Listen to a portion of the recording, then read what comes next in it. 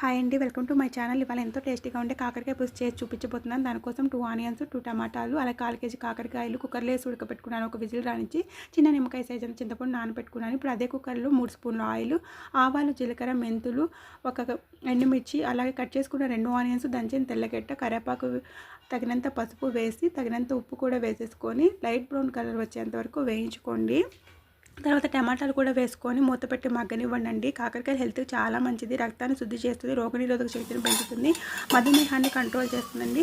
తర్వాత కారం కూడా వేసుకున్నాను, ఒక 2 స్పూన్లు వేసేసి ఉడకపెట్టుకున్న కాకరకాయలను కూడా వేసేసుకొని మూత పెట్టి మగ్గనిద్దాము. ఇప్పుడు టామరిన్ జ్యూస్ పోసుకున్నాను, చింతపండు పులుసు పోస్తున్నాను. 1 కప్పు చింతపండు పులుసు, 1 కప్పు వచ్చి వాటర్ పోసుకున్నాను. ఇప్పుడు మూత పెట్టుకొని ఒక 10 మినిట్స్ మీడియం ఫ్లేమ్లో మగ్గనివ్వండి. ఎంతో టేస్టీగా ఉండి కాకరకాయ పులుసు రెడీ అయిపోతుంది. ఇది గాయాలను నయం చేస్తుంది, క్యాన్సర్తో పోరాడుతుంది, కాలేయాన్ని శుద్ధి చేస్తుంది, బరువును కూడా తగ్గిస్తుందండి. చాలా హెల్త్ బెనిఫిట్స్ ఉన్నాయి కాకరకాయలో.